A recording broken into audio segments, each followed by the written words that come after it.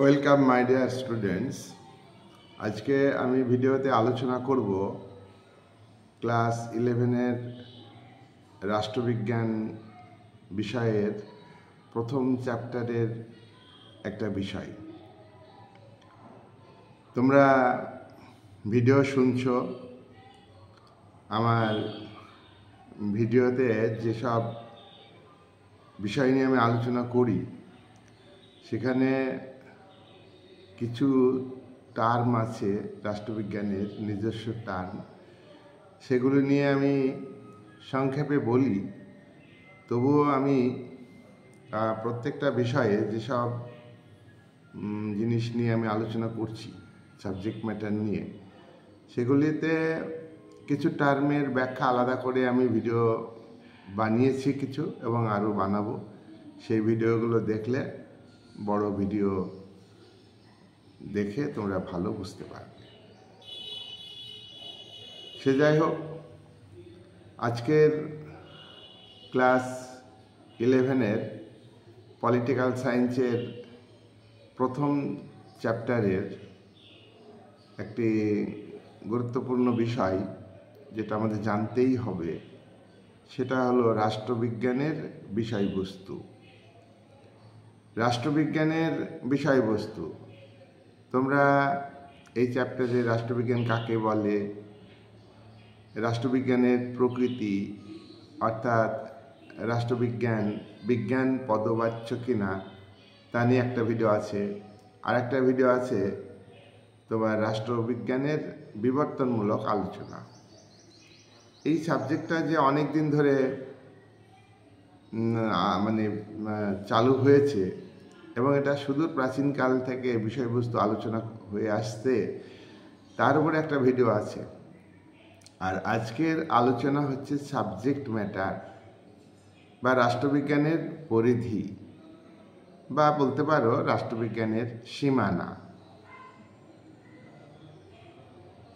এক্ষেত্রে তোমরা রাষ্ট্রবিজ্ঞানের সংজ্ঞা যে দিয়েছি, আমি যে ভিডিওটা বানিয়েছি, সংজ্ঞাটা মনে রেখে আজকের ভিডিওটা দেখলে বা শুনলে আরও তোমাদের ভালো হবে। রাষ্ট্রবিজ্ঞান একটি প্রাচীন সামাজিক বিজ্ঞান। সুদূর প্রাচীন কাল থেকে রাষ্ট্রবিজ্ঞানের বিষয়বস্তু আলোচিত হয়েছে। আজ থেকে প্রায় 2500 বছর আগে, 2500 বছর আগে থেকে গ্রিক দার্শনিক অ্যারিস্টটল, রাষ্ট্রবিজ্ঞানের জনক অ্যারিস্টটল, তিনি আলোচনা শুরু করেছেন এবং রাষ্ট্রবিজ্ঞানকে একটা সুসংবদ্ধ রূপ দিয়েছেন।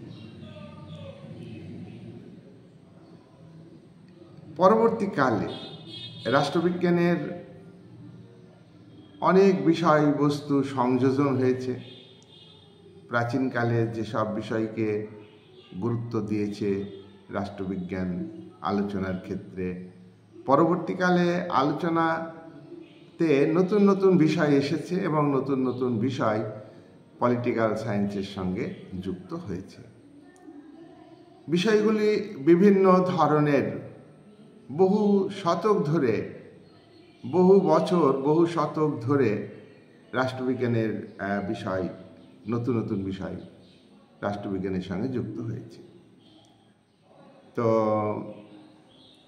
16 শতক পর্যন্ত, প্রাচীনকাল থেকে 16 শতক পর্যন্ত, অর্থাৎ রাষ্ট্রবিজ্ঞানের আলোচনাতে, অর্থাৎ সাল হিসাবে 1500 খ্রিস্টাব্দ থেকে বলতে গেলে পর্যন্ত, 1500 খ্রিস্টাব্দ পর্যন্ত, প্রাচীনকাল থেকে, অর্থাৎ খ্রিস্টের জন্মের অনেক আগে থেকেই এই আলোচনা শুরু হয়েছে এবং 1500 সাল পর্যন্ত রাষ্ট্রবিজ্ঞানের যেসব বিষয় যুক্ত হয়েছে সেটা হলো মূলত রাষ্ট্রকেন্দ্রিক আলোচনা।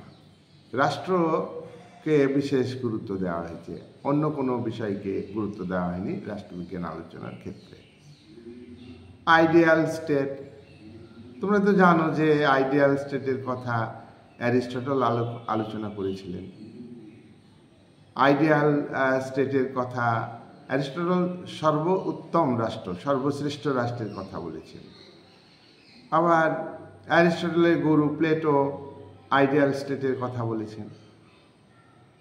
রাষ্ট্রের উৎপত্তি কিভাবে হয়েছে, রাষ্ট্রের হাতে যে চূড়ান্ত ক্ষমতা, রাষ্ট্রের নামে যে চূড়ান্ত ক্ষমতা আছে, সেই চূড়ান্ত ক্ষমতার উৎস কী, এই সমস্ত আলোচনা হয়েছে 1500 সাল পর্যন্ত, প্রাচীনকাল থেকে। আর 17 শতক অর্থাৎ 1600 সাল থেকে, তাহলে শতক হিসাবে তোমার 16 শতক পর্যন্ত আলোচনা হচ্ছে, রাষ্ট্রকে নিয়েই আলোচনা করেছে রাষ্ট্রবিজ্ঞান। এবার 17 শতক মানে হলো 1600 খ্রিস্টাব্দ থেকে 19 শতক পর্যন্ত। 19 শতক মানে হলো কি 1800 সাল পর্যন্ত। তাহলে আমরা দেখছি 1600 থেকে 1800 এই সময়ে রাষ্ট্রবিজ্ঞানের আলোচনাতে আরও কিছু নতুন বিষয় যুক্ত হয়েছে। নতুন বিষয় কি, আগে আমি বলেছি 1500 সাল পর্যন্ত রাষ্ট্রবিজ্ঞানের আলোচনা করা হতো শুধু রাষ্ট্রকে নিয়ে। আর এবার 1600 থেকে 1800 সাল পর্যন্ত রাষ্ট্রবিজ্ঞানের আলোচনা শুরু হলো রাষ্ট্র, ব্যক্তি এবং সরকার। রাষ্ট্র আগে থেকে ছিল, তার সঙ্গে সংযোজন হলো রাষ্ট্রবিজ্ঞানের সঙ্গে ব্যক্তি অর্থাৎ পার্সন, আর কি সরকার, গভর্নমেন্ট। তার পরবর্তীকালে অর্থাৎ 19 শতক থেকে, তাহলে 1800 থেকে 1899, 1600 থেকে 1899 অবধি। এবার 19 শতক মানে কি, 17 শতক 18 শতক মানে এটা 200 বছর হচ্ছে। আর 19 শতক থেকে, 19 শতক মানে 1800 সাল থেকে, আগে একটু ভুল হয়েছে, 1800 সাল থেকে রাষ্ট্রবিজ্ঞানের আলোচনাতে আরও নতুন নতুন বিষয় যুক্ত হলো। জনপ্রতিনিধিত্বমূলক গণতন্ত্র 19 শতক থেকে রাষ্ট্রবিজ্ঞান আলোচনাতে করা হলো। ডেমোক্রেসির বিকাশ, প্রতিনিধিত্বমূলক গণতন্ত্র, রিপ্রেজেন্টেটিভ গভর্নমেন্টের যে ডিসকাশন, আলোচনা, সেটা বিকশিত হলো। ভোটিং মেথড, ভোটদান পদ্ধতি নিয়ে আলোচনা শুরু হলো। ভোটদান পদ্ধতি নিয়ে আলোচনা শুরু হলো, এগুলো হচ্ছে 19 শতকে। রাষ্ট্রের কাঠামো নিয়ে আলোচনা শুরু হলো। তাহলে আমরা দেখছি যে 19 শতকের আলোচনাতে নতুন নতুন বিষয় সংযোজিত হলো রাষ্ট্রবিজ্ঞানের আলোচনার বিষয়বস্তুতে। এবার 20 শতক অর্থাৎ 1900 সাল থেকে আমরা দেখব যে রাষ্ট্রবিজ্ঞান আলোচনাটা একটা বিতর্কমূলক আলোচনা শুরু হলো।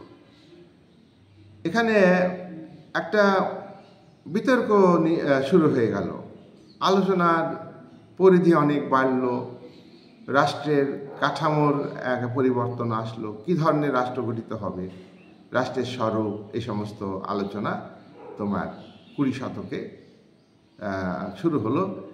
এবং অর্থাৎ 1900 সাল থেকে এই আলোচনাটা শুরু হয়েছে। তাহলে আমরা দেখছি রাষ্ট্রবিজ্ঞানের আলোচনাকে সাবেকি বা সনাতন এই একটা ভাগে আলোচনা করা যায়। সনাতন ধারা একটা লক্ষ্য করা যায়, আর একটা হচ্ছে আধুনিক ধারা। আমরা সনাতন যে ধারা অর্থাৎ সনাতন বা সাবেকি যে রাষ্ট্রবিজ্ঞানের আলোচনা, সেখানে আমরা কয়েকটা বিষয় আমরা লক্ষ্য করব। 1 নম্বর বিষয় হচ্ছে যে রাষ্ট্র নিয়েই প্রথমে আলোচনা হয়েছে। রাষ্ট্রের উৎপত্তি নিয়ে, রাষ্ট্রের বিবর্তন নিয়ে, রাষ্ট্রের স্বরূপ নিয়ে, এইগুলো নিয়ে আলোচনা হয়েছে। এ প্রসঙ্গে গার্নারের কথা আমরা উল্লেখ করব। রাষ্ট্রবিজ্ঞানের একদম প্রথম যে আলোচনা, যে সাবেকি ধারা, সেই সাবেকি ধারাতে গার্ডনার বলেছেন রাষ্ট্রবিজ্ঞানের আলোচনা শুরু এবং শেষ রাষ্ট্রকে নিয়ে। Political science begins and ends with the state. Number 2, তারপর কিছুদিন পর গভর্নমেন্টের কথা আলোচনা হলো।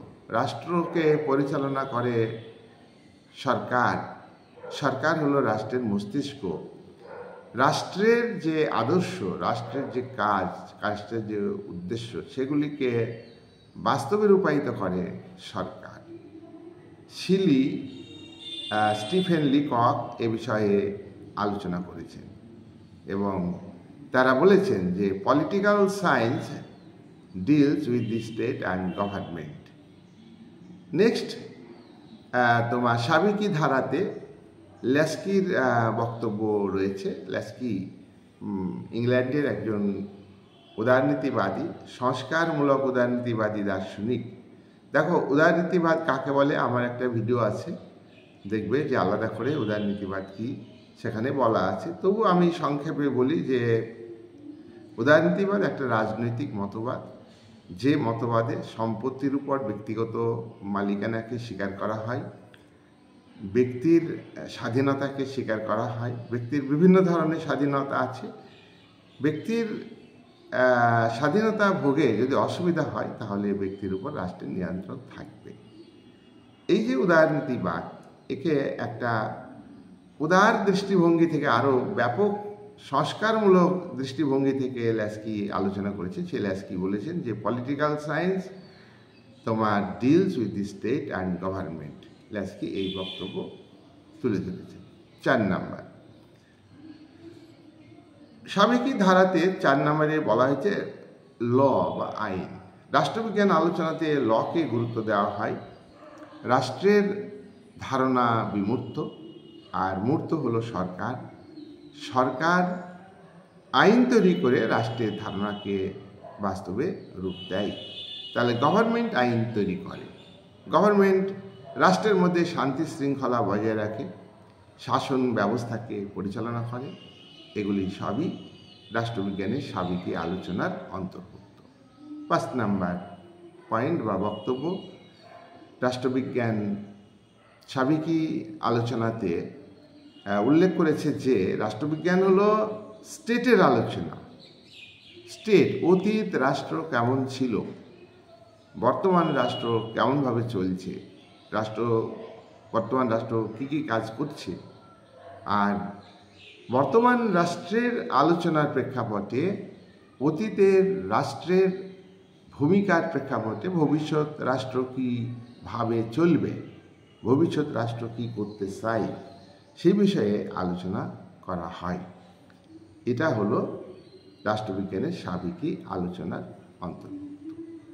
তাহলে আমরা দেখছি যে সাবেকি আলোচনাতে যেসব বিষয়গুলি রয়েছে তার মধ্যে উল্লেখযোগ্য হলো রাষ্ট্র, সরকার, নাগরিক এবং রাষ্ট্র সরকারের মধ্যে সম্পর্ক, আইন, শান্তি শৃঙ্খলা, শাসন ব্যবস্থা, এগুলো আমরা লক্ষ্য করলাম। এবার পরবর্তীকালে আধুনিক যে ধারা রাষ্ট্রবিজ্ঞানের, যেটা বিংশ শতকের পর থেকে আলোচনাকে গুরুত্ব দেওয়া হয়েছে, যে রাষ্ট্রবিজ্ঞান আলোচনা যেটা সনাতন কেন্দ্রিক, রাষ্ট্রকেন্দ্রিক আলোচনা, সেটা যথাযথ নয়।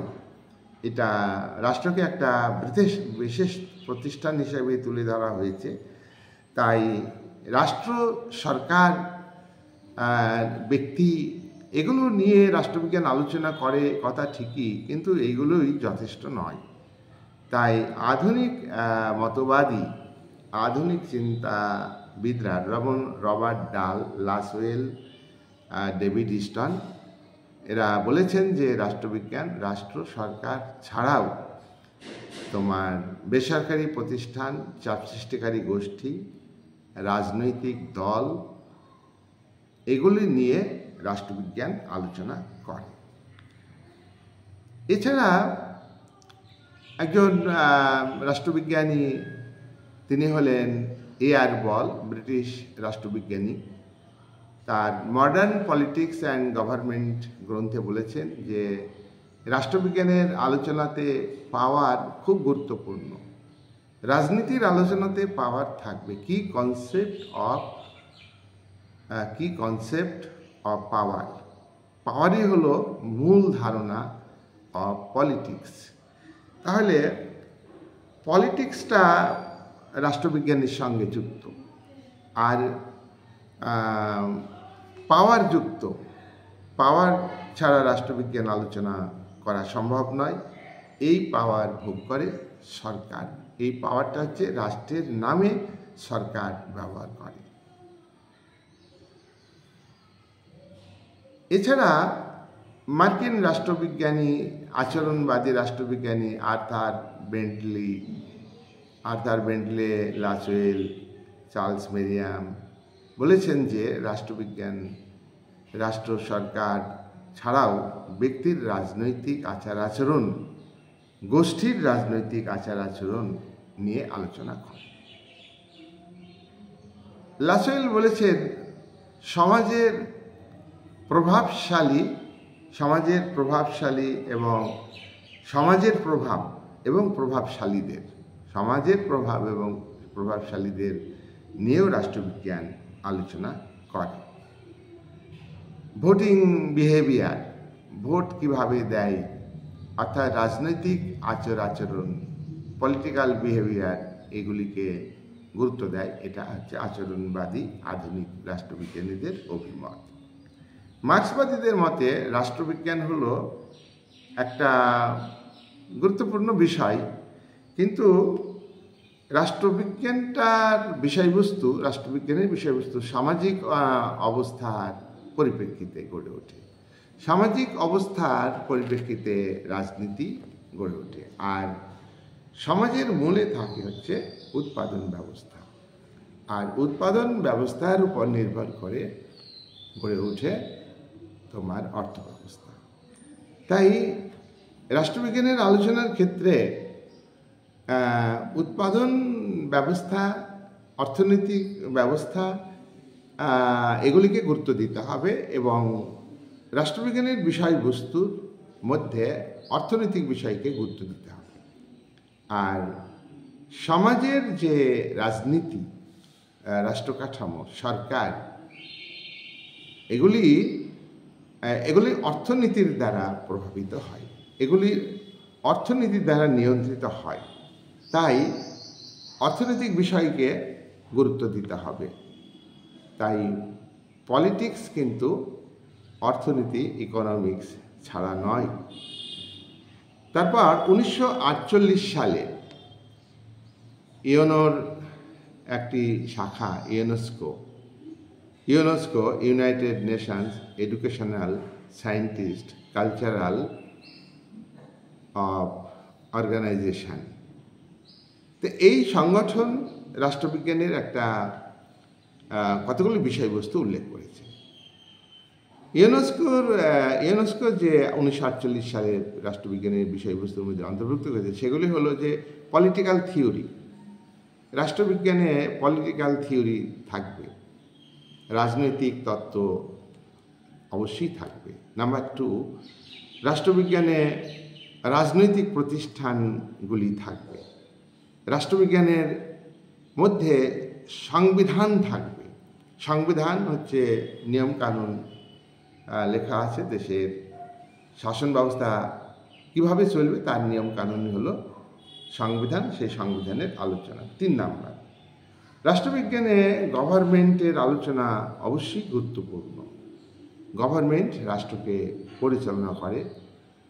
গভর্নমেন্ট হচ্ছে রাষ্ট্রের তোমার মস্তিষ্ক। রাষ্ট্রের বৈশিষ্ট্যের মধ্যে সার্বভৌম ক্ষমতা, চূড়ান্ত ক্ষমতা এটা থাকে।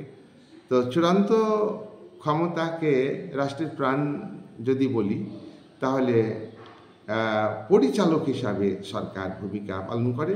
সরকার মানেই হলো আইন বিভাগ, শাসন বিভাগ এবং বিচার বিভাগ। 4 নম্বর, ইউনেস্কো 4 নম্বর বিষয় উল্লেখ করেছে যে রাষ্ট্রবিজ্ঞানের অন্তর্ভুক্ত। সেই 4 নম্বর বিষয় কি? বিভিন্ন দেশের রাষ্ট্র ব্যবস্থার তুলনামূলক আলোচনা। পৃথিবীতে বহু দেশ আছে সব দেশ কিন্তু একই ধরনের রাষ্ট্র ব্যবস্থার মধ্যে অন্তর্ভুক্ত নয়। বিভিন্ন ধরনের রাষ্ট্র ব্যবস্থাকে বিভিন্ন দেশ গ্রহণ করেছে। এদের তুলনামূলক আলোচনা, আমেরিকার শাসন ব্যবস্থা, ভারতের শাসন ব্যবস্থা, ইংল্যান্ডের শাসন ব্যবস্থা, চীনের শাসন ব্যবস্থা বা রাষ্ট্র ব্যবস্থা, এগুলির মধ্যে তুলনামূলক আলোচনা রাষ্ট্রবিজ্ঞানের মূল বিষয়ের মধ্যে অন্তর্ভুক্ত।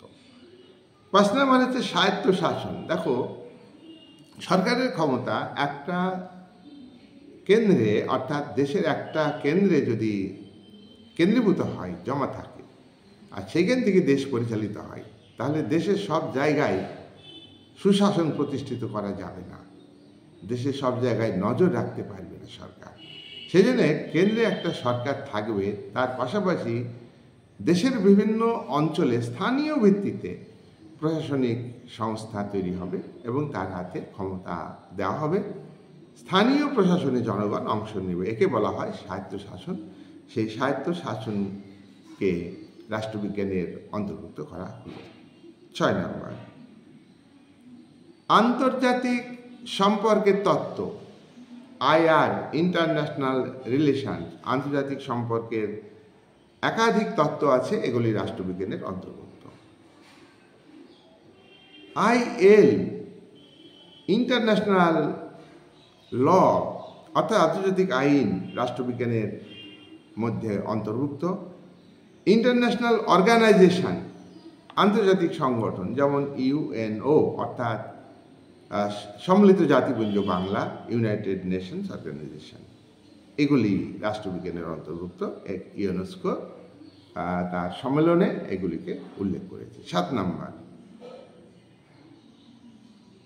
ইউনেস্কো সম্মেলনে এটা উল্লেখ করা হয় যে রাষ্ট্রবিজ্ঞানের বিষয়বস্তুর মধ্যে থাকবে পলিটিক্যাল পার্টি, রাজনৈতিক দল, চাপ সৃষ্টিকারী গোষ্ঠী, এগুলো নিয়ে আমি ভিডিও বানাবো আরও।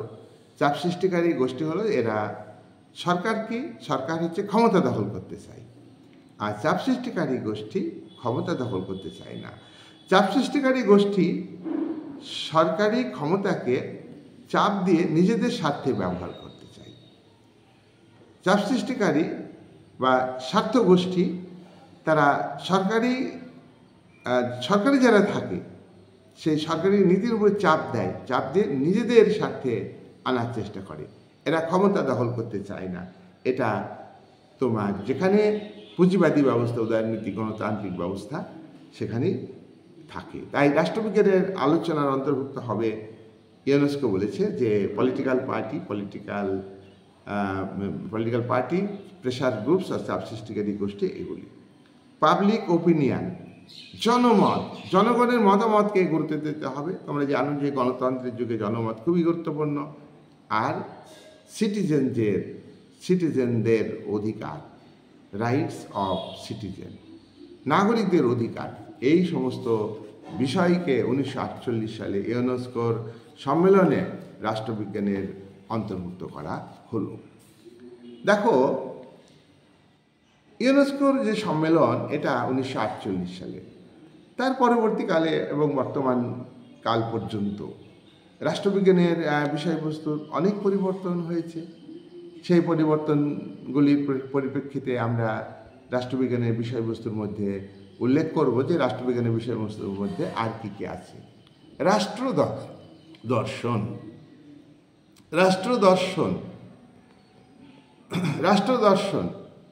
Philosophy of state. নাম্বার 2, রাষ্ট্রতত্ত্ব, থিওরি অফ স্টেট। রাষ্ট্রের বিভিন্ন প্রকৃতি আছে, আমরা পরবর্তীকালে এগুলো আলোচনা করব ভিডিওতে, তোমাদের জানতেও হবে। 3 নাম্বার হচ্ছে রাষ্ট্র একটা প্রতিষ্ঠান, রাষ্ট্র একটা সংগঠন, রাষ্ট্রের কাজ, এগুলো রাষ্ট্রবিজ্ঞানের অন্তর্ভুক্ত। 4 নাম্বার, রাষ্ট্র এবং ব্যক্তির মধ্যে সম্পর্ক। দেখো, রাষ্ট্র এবং ব্যক্তির মধ্যে সম্পর্ক, এ বিষয়টি অনেক আমাদের বিস্তারিত জানতে হবে। এখানে বিভিন্ন মতবাদ আছে। যেমন মার্ক্সবাদীরা একরকম বলেছেন, রাষ্ট্র এবং ব্যক্তির মধ্যে সম্পর্কে একরকম হবে, পুঁজিবাদী ব্যবস্থাতে আরেক রকমের হবে, তারপরে ফ্যাসিবাদী ব্যবস্থাতে আরেক রকমের হবে, ভাববাদে আরেক রকমের হবে। যাই হোক, আমরা এখানে সংক্ষেপে বলছি যে রাষ্ট্র এবং ব্যক্তির মধ্যে যে রিলেশন, হ্যাঁ, বিটুইন ইন্ডিভিজুয়াল অ্যান্ড স্টেট এর মধ্যে। 5 নাম্বার, গভর্নমেন্ট, সরকারের বিভিন্ন রূপ। সরকারের বিভিন্ন রূপ বলতে গেলে উদাহরণ দিই আমি, ধরো এককেন্দ্রিক সরকার, যেমন ইংল্যান্ডে আছে, চীনে আছে এককেন্দ্রিক সরকার, যুক্তরাষ্ট্রের সরকার এর উল্টোটা, ভারতে যুক্তরাষ্ট্র আছে, মার্কিন যুক্তরাষ্ট্রে যুক্তরাষ্ট্র আছে, যুক্তরাষ্ট্রীয় ব্যবস্থার পীঠস্থান হচ্ছে মার্কিন যুক্তরাষ্ট্র। আদর্শ যুক্তরাষ্ট্র প্রকৃতপক্ষে নেই, তবু মার্কিন যুক্তরাষ্ট্রকে এই যে সরকারের বিভিন্ন রূপ। সংসদীয় গণতন্ত্র, সংসদীয় গণতন্ত্র মানে প্রধানমন্ত্রীর হাতে ক্ষমতা বেশি আর শাসক প্রধানের নামে প্রধানমন্ত্রী ক্ষমতা ব্যবহার করেন। এটা ইংল্যান্ড কেন করেন, ভারতে আছে। ধরো ফ্রান্সে ধরো এককেন্দ্রিক সরকার, আবার না সংসদীয় গণতন্ত্র এবং রাষ্ট্রপতি শাসিত সরকার, এই দুয়ে সংমিশ্রণ আছে। মানে কোনো ক্ষেত্রে রাষ্ট্রপতি ক্ষমতা বেশি, আবার কোনো ক্ষেত্রে প্রধানমন্ত্রীর ক্ষমতা বেশি। আবার আমেরিকাতে রাষ্ট্রপতির ক্ষমতা বেশি, কারণ রাষ্ট্রপতি শাসিত সরকার সেখানে আছে। তাহলে আমরা দেখছি যে সরকারের বিভিন্ন রূপ, এটা রাষ্ট্রবিজ্ঞানের আলোচনার মধ্যে আছে। 6 নাম্বার, পাওয়ার। দেখো, ক্ষমতা, এই ক্ষমতা সরকারের হাতে থাকে। রাষ্ট্রের নামে ক্ষমতা, সার্বভৌম ক্ষমতা, চূড়ান্ত ক্ষমতা, এটা কার?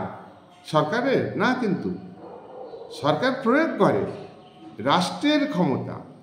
আমি আগেই বলেছি রাষ্ট্রকে চোখে দেখা যায় না, তাহলে তার নামে যে ক্ষমতা, সভরেন পাওয়ার, চূড়ান্ত ক্ষমতা, অপ্রতিহত ক্ষমতা, মৌলিক ক্ষমতা, রাষ্ট্র মানেই এই সভরেন পাওয়ার থাকতেই হবে। এই ক্ষমতাকে ব্যবহার করে গভর্নমেন্ট বা সরকার। ওকে, তাহলে পাওয়ারটা রাষ্ট্রবিজ্ঞান আলোচনার অন্যতম একটা গুরুত্বপূর্ণ বিষয়। 7 নাম্বার, আইন, শাসন ব্যবস্থা, বিচার বিভাগ, আইন বিভাগ, এই সমস্ত বিষয়গুলি রাষ্ট্রবিজ্ঞান আলোচনার অন্তর্ভুক্ত। 8 number, political culture. Political culture কাকে বলে? প্রত্যেক রাজনৈতিক ব্যবস্থাকে যাতে মানুষ বিশ্বাস করে, ব্যবস্থার প্রতি অনুভূতি গড়ে ওঠে, আবেগ গড়ে ওঠে, দৃষ্টিভঙ্গি গড়ে ওঠে, হ্যাঁ, তার চেষ্টা করা হয়। আর এই আবেগ, অনুভূতি, দৃষ্টিভঙ্গি, বিশ্বাস, এগুলির সমষ্টি, রাজনৈতিক ব্যবস্থার প্রতি এগুলির সমষ্টিই হলো পলিটিক্যাল কালচার। পলিটিক্যাল কালচারকে রাষ্ট্রবিজ্ঞানে এর অন্তর্ভুক্ত হয়। তারপর রাষ্ট্রবিজ্ঞানের বিষয়বস্তু এটা। পলিটিক্যাল সোশ্যালাইজেশন, রাজনৈতিক সামাজিকীকরণ। এটা কি? রাজনৈতিক সামাজিকীকরণ হচ্ছে রাজনৈতিক ব্যবস্থার প্রতি বিশ্বাস আনার জন্য, অনুভূতি, আবেগ গড়ে তোলার জন্য, দৃষ্টিভঙ্গি গড়ে তোলার জন্য, মূল্যবোধ গড়ে তোলার জন্য যে পদ্ধতি গ্রহণ করা হয় সেটা হচ্ছে রাজনৈতিক সামাজিকীকরণ। প্রত্যেক দেশের শাসক যারা, তারা কিন্তু চায় যে রাজনৈতিক ব্যবস্থার প্রতি বিশ্বাস গড়ে উঠুক, জনগণের বিশ্বাস গড়ে উঠুক, অনুভূতি গড়ে উঠুক, আবেগ গড়ে উঠুক, মূল্যবোধ গড়ে উঠুক, অনুকূল মূল্যবোধ। বিপরীতে গেলে কিন্তু অসুবিধা। এটাকে বলা হয় পলিটিক্যাল সোশ্যালাইজেশন। দেখো, পলিটিক্যাল কালচার আর পলিটিক্যাল সোশ্যালাইজেশন খুব ঘনিষ্ঠভাবে যুক্ত। পলিটিক্যাল কালচার গড়ে তুলতে গেলে পলিটিক্যাল সোশ্যালাইজেশন দরকার। পলিটিক্যাল সোশ্যালাইজেশনের মধ্য দিয়ে পলিটিক্যাল কালচার গড়ে ওঠে। এটা রাষ্ট্রবিজ্ঞানের বিষয়। পলিটিক্যাল পার্টিসিপেট, রাজনৈতিক অংশগ্রহণ। জনগণ রাজনৈতিক ব্যবস্থাতে যাতে বেশি বেশি করে অংশগ্রহণ করে, এটা হলো গণতন্ত্রে এখন এটা বিশেষভাবে গুরুত্ব পেয়েছে যে জনগণ বেশি বেশি করে রাজনৈতিক কাজে অংশগ্রহণ করে। তাহলে বিশ্বাস তৈরি হবে, তারা সক্রিয় হবে।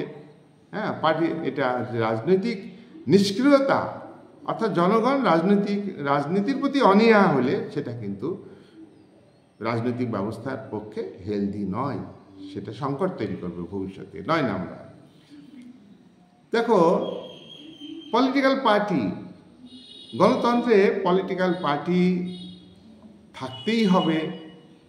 যে দল সংখ্যাগরিষ্ঠতা অর্জন করে সেই দল তোমার সরকার তৈরি করে, আর যে দল সংখ্যাগরিষ্ঠতা অর্জন করে না সেগুলো হচ্ছে বিরোধী দল। বিরোধী দল সরকারের ভুল ত্রুটি তুলে ধরে, আর সরকারি দলও বিরোধী দলের সমালোচনা যাতে করতে না পারে গঠনমূলক কাজ করবার চেষ্টা করে। এটা গণতন্ত্র খুব হেলদি হয়, স্বাস্থ্যকর হয় গণতন্ত্র। এটা রাষ্ট্রবিজ্ঞান আলোচনার অন্তর্ভুক্ত। প্রেশার গ্রুপস 10 নাম্বার, চাপ সৃষ্টিকারী গোষ্ঠী রাষ্ট্রবিজ্ঞান। ভোটিং বিহেভিয়ার, এগুলো আমি আগেও আলোচনা করেছি, আগের ইউনেস্কো সম্মেলনে এগুলি বলা হয়েছে। হ্যাঁ, ভোটিং বিহেভিয়ার অর্থাৎ ভোটারদের রাজনৈতিক আচার আচরণ, ভোট দেওয়া, নিরপেক্ষভাবে ভোট দেওয়া, স্বাধীনভাবে ভোট দেওয়া। এখানে ভোটের ব্যবহারকে কোনো পার্টি নিয়ন্ত্রণ করতে পারবে না। পাবলিক ওপিনিয়নকে গুরুত্ব দেওয়া, গণমাধ্যম নিরপেক্ষ হবে। 12 নম্বর হচ্ছে কম্পারেটিভ পলিটিক্স, তুলনামূলক রাজনীতি, কম্পারেটিভ গভর্নমেন্ট। বিভিন্ন দেশের রাজনৈতিক, বিভিন্ন দেশের শাসন ব্যবস্থা তুলনামূলক আলোচনা হচ্ছে কম্পারেটিভ পলিটিক্স। বিভিন্ন দেশের সরকারের মধ্যে তুলনামূলক আলোচনা কম্পারেটিভ গভর্নমেন্ট। এগুলো রাষ্ট্রবিজ্ঞানের অন্তর্ভুক্ত। 13, পলিটিক্যাল কমিউনিকেশন। রাজনৈতিক যোগাযোগ। বিভিন্ন দেশের সঙ্গে রাজনৈতিক যোগাযোগ থাকে। একটি দেশে যদি রাজনৈতিক সংকট দেখা যায়, অন্য দেশ তাকে সেই সংকটের হাত থেকে রক্ষার জন্য পরামর্শ দেয় এবং সাহায্য করে। আন্তর্জাতিক সংগঠন, এগুলো সবই রাজনৈতিক রাষ্ট্রবিজ্ঞান আলোচনার অন্তর্ভুক্ত। এবার আমরা দেখব যে 20 শতকের 60-এর দশকে নারীবাদী আন্দোলন গড়ে ওঠে। এটা নতুন পরিবেশ আন্দোলন। রাষ্ট্রবিজ্ঞান আলোচনার ক্ষেত্রে নারীবাদ একটা গুরু। নারীবাদ কাকে বলে? নারীবাদ হচ্ছে নারীর অধিকার প্রতিষ্ঠার একটা মতবাদ। নারীরা অবহেলিত, তাদের গৃহকোণে আবদ্ধ রাখা হয়। নারী মনে করা হয় যে নারী মানে সন্তান উৎপাদনকারী যন্ত্র, তারা সন্তান পালন করবে, লালন করবে, তারা রাজনীতিতে অংশগ্রহণ করবে না, দেশ পরিচালনায় অংশগ্রহণ করবে না। নারীবাদীরা নারীদের রাজনৈতিক কাজে অংশগ্রহণের জন্য দাবি করে এবং নারী পুরুষ যে ভেদ, এই ভেদাভেদকে তুলে দিয়ে যোগ্যতার ভিত্তিতে নারীদের সম্মান মর্যাদা ফিরিয়ে দিতে চায়। নারী বিষয়বস্তু নয়, নারী পুরুষের অধীন নয়, নারী স্বাধীন, মুক্ত এবং নারীর উৎপাদন ক্ষমতা আছে, নারীর যে প্রতিভা সেটা বিকশিত হোক, এগুলির উপরে গুরুত্ব দেওয়া হচ্ছে বর্তমান রাষ্ট্রবিজ্ঞান আলোচনার ক্ষেত্রে। আরও বর্তমানে নতুন নতুন বিষয় রাষ্ট্রবিজ্ঞানে অন্তর্ভুক্ত হয়েছে। নয়া উদারীকরণ।